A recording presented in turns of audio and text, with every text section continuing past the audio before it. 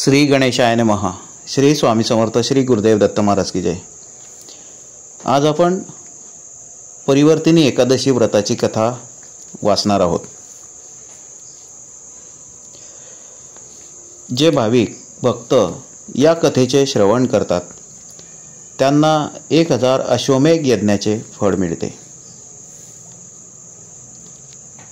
परिवर्तिनी एकादशीची व्रताची कथा ऐका. भगवान श्रीकृष्ण युधिष्ठिराला सांगतात, राजा, बळी नावाचा दैत्य राजा होता.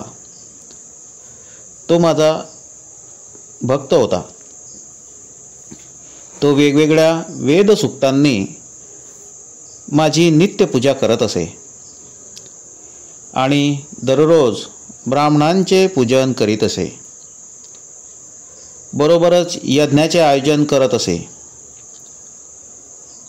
परंतु इंद्राचा द्वेषाच्या कारणाने त्याने इंद्रलोक व सर्व देवतांना जिंकले.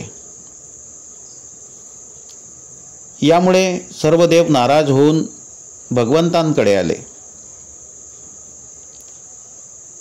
बृहस्पती व इंद्र यांनी वेदमंत्रांनी भगवंतांचे पूजन व स्तुती केली. त्यावेळी भगवंतांनी वामन रूपात 5वा अवतार घेतला. या वामन रूपी तेजस्वी रूपाने राजा बलीला जिंकले. तेव्हा युधिष्ठिर म्हणाले, हे जनार्दना, या रूपाने धारण करून महाबली अशा दैत्याला कसे जिंकले?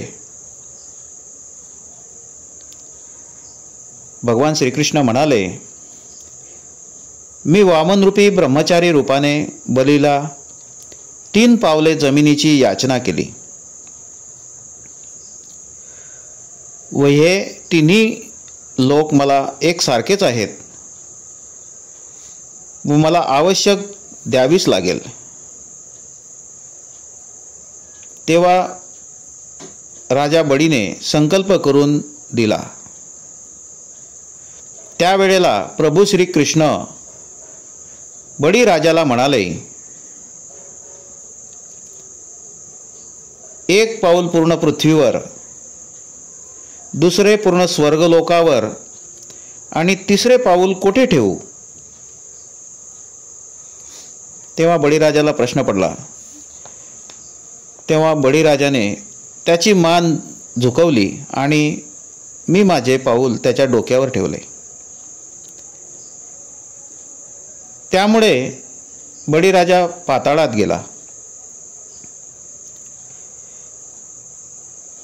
तेव्हा त्याची ती नम्रता पाहून भगवान म्हणाले, मी नेहमी तुझ्याजवळच राहील. बळीराजाच्या म्हणण्यानुसार भाद्रपद शुक्ल एकादशीच्या दिवशी बळीच्या आश्रमामध्ये भगवंतांची मूर्ती स्थापित झाली. दुसरी मूर्ती क्षीरसागरात शेषनागावर झाली.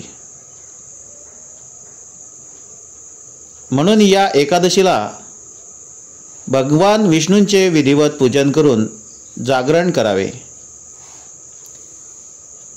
व भक्तिभावाने कथा श्रवण करावी.